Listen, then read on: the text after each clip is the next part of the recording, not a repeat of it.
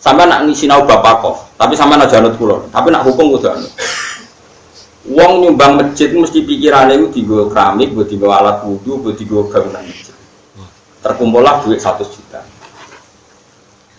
Terus bawa acara makan-makan itu untuk 2 juta. Pernah nggak terbayang oleh orang yang menyumbang masjid awal-awal itu yang 2 juta dipakai acara makan-makan? Nggak pernah.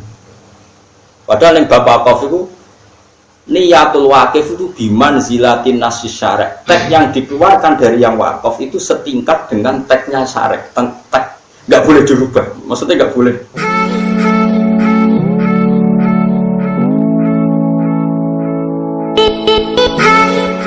Sampai nak sinau bapakof, tapi sampai nak janut kulon, tapi nak hukum kudu anu.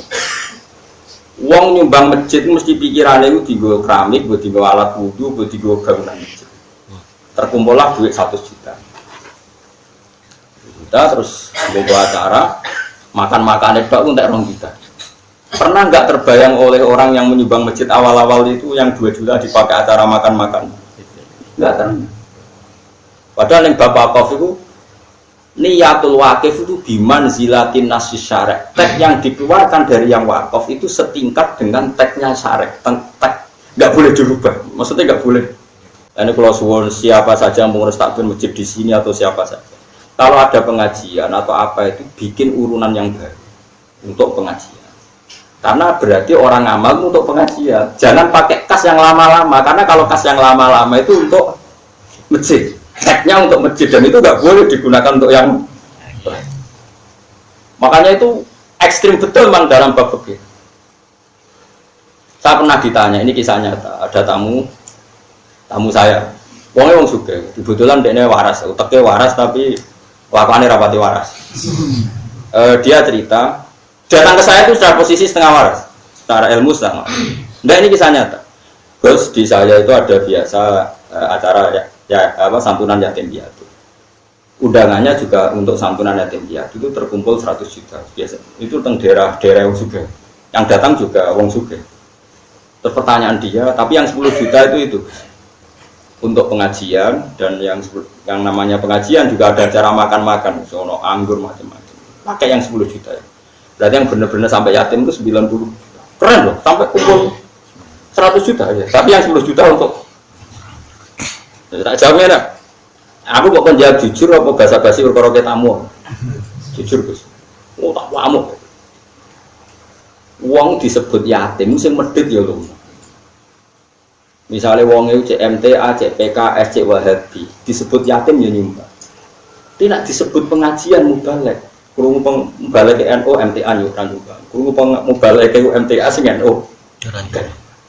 Jadi terkumpul banyak itu barokah yang dijual itu yatim. Kok nak yatim sing medhit nyumbang, MTA ya nyumbang, Salafi nyumbang, NU nyumbang, Jamaah Tabligh nyumbang.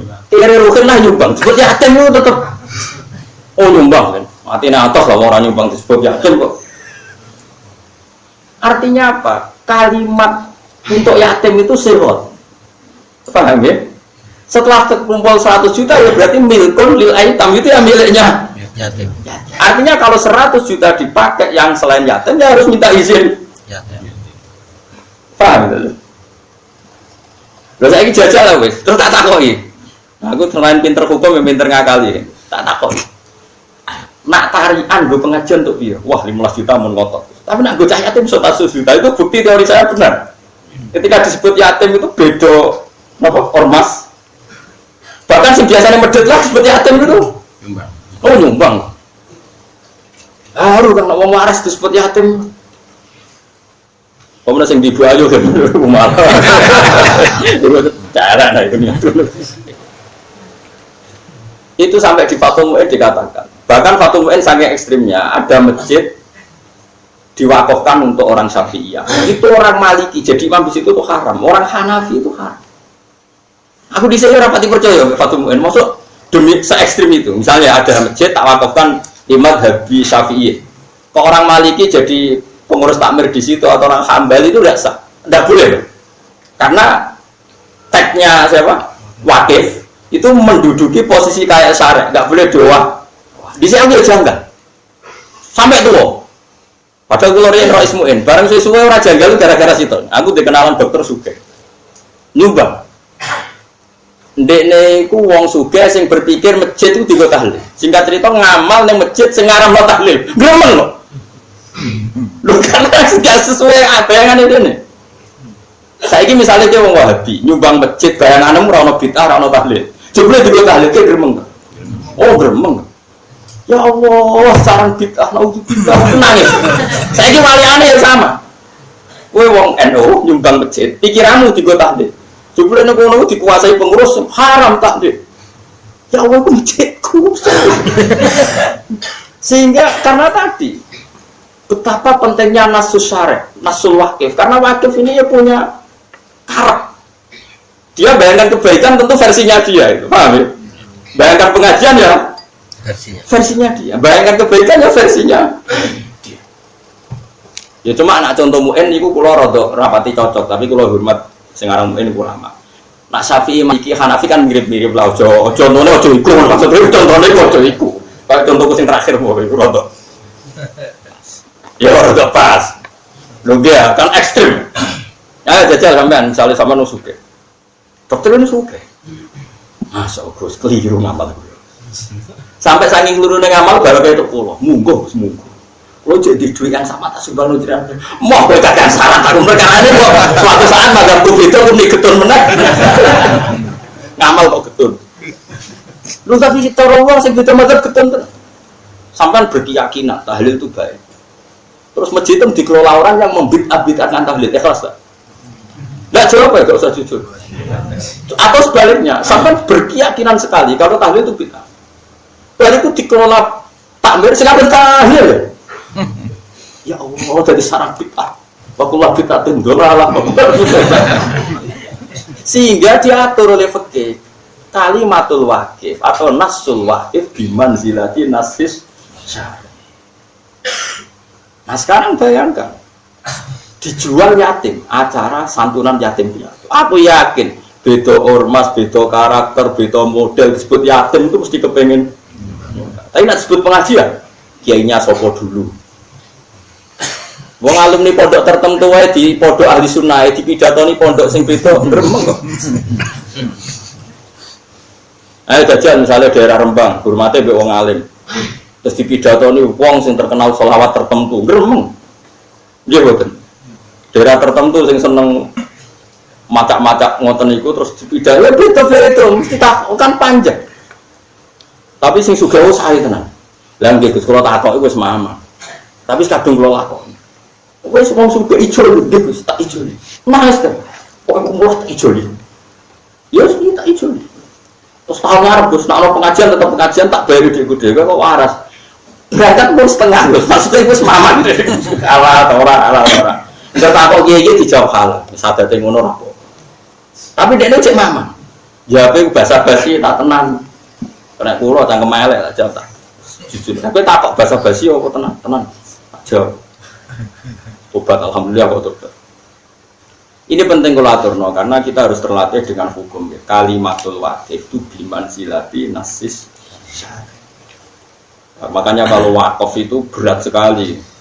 Misalnya wakaf untuk masjid nggak boleh, untuk musola itu nggak boleh karena di bawahnya. Tapi kalau wakaf untuk musola di bagian masjid malah boleh. Itu sampai ada aturan. Merubah wakaf itu boleh kalau minal adna ilal a'la, dari rendah naik ke atas. Tapi kalau minal a'la dari atas ke rendah nggak boleh. Itu jelimet sekali kalau dampak bapak.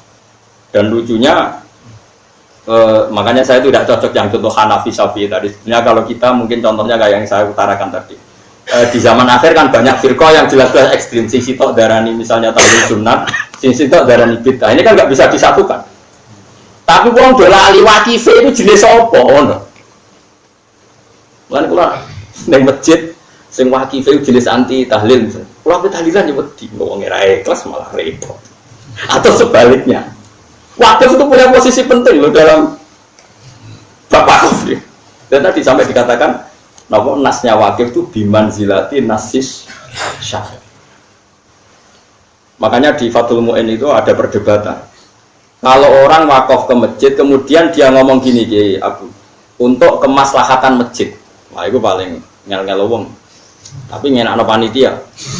Panitia kan kemaslahatan masjid bar Jumatan nono kultum ya oke gue nyangoni kiai. Maslahate bar Jumujum apa subuh nono kultum ya. Itu malah enak. Makanya kiai-kiai saiki pinter teng daerah kula kiai pinter nang diwakofi. Wong awam mbah niki kagge masjid. Terserah nadir ya Pak ya. Nggih terserah. Mergo dene wedi. Wedi mengikat napa? Wedi mengikat. Lho kula nu ngrasakno Kang, kula sebagai wong sing seneng ngaji. Nggih seneng ngaji. Niku ngamal dhuwit yang tidak berbau untuk ilmu itu ya berat. Kula biasa tuku kitab kerdusan. Daerah tertinggal kula tukokno pesolatan, tak tukokno akidatul ulama kerdusan, tak bagi nang desa-desa tertinggal. Saya itu merasa nyaman karena ini ilmu akidah. Tapi misalnya kok krungu dhuwitku terus niku dikira rapat terus rapate ben gayeng makan-makan langsung ngeluh. Aku ora pakanan wis sirahku ngeluh. Duwe sing tak ngamal lo diku acara makan-makan. Apa ra ikhlas wis tak amal lo ikhlas kok keberatan. Mereka wali-wali sampai harus seneng mangan-mangan. Terus duwe digo tuku kitab, aku kitab terus ngeluh. Ora iso maca. Aku walian itu berarti. Tapi apapun itu, posisi wakif ini biman zilatin nasyara ini yang harus. Kalau suwon siapa saja yang ngaji saya, nah ono duit masjid yang sudah kelewat-kelewat, usahakan jangan dipakai transaksi yang baru. Kalau ada pengajian, bikin urunan lagi. Karena yang sudah lalu ada yang diamalkan sesuai niat untuk fungsi yang lalu. Itu di Masjid Palangkaraya itu pernah ada takmirnya Palangkaraya mana itu Kalimantan. Ada di antara takmirnya saya kenal karena dia peneliti Islam, dia S2, dia mau pinter lah, tiangnya pinter. Itu di saldo itu 700 juta, saldo itu 700 juta, itu suka.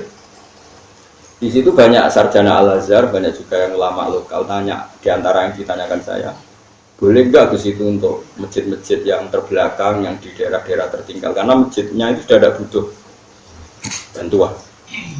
Nah kalau itu bandingannya malah enak, boleh kata saya karena sama-sama masjid dua bandingannya nganggur sama dipakai. Tentu yang ngamal itu ingin ngamal karena ingin dipakai kan. Kemudian saking banyaknya saldo gak dipakai. Nah itu perbandingannya nganggur sama dipakai. Meskipun ada nas, ini tak amalkan masjid ini. Tapi kata ini kan bandingannya dipakai kan tetap. Paham ya? Sementara saking banyaknya saldo gak dipakai. Ada masjid-masjid daerah yang tuh, lah kalau itu saya milih gak apa-apa dipakai masjid-masjid daerah itu tuh, karena bandingannya itu nganggur sama dipakai. Paham ya? Jadi itu beda sekali. Terus sama-sama masjid. Tetap kalau sama-sama masjid kan bandingannya nganggur sama apa mana nak 700 juta ditabung nang bank. Duit dikelola terus ra dadi masjid. Subhanallahi wa bihamdihi adada khalqihi wa ridha nafsihi wa zinata arsyihi wa kalimatih. Subhanallahi wa bihamdihi adada khalqihi wa ridha nafsihi wa zinata arsyihi wa kalimatih.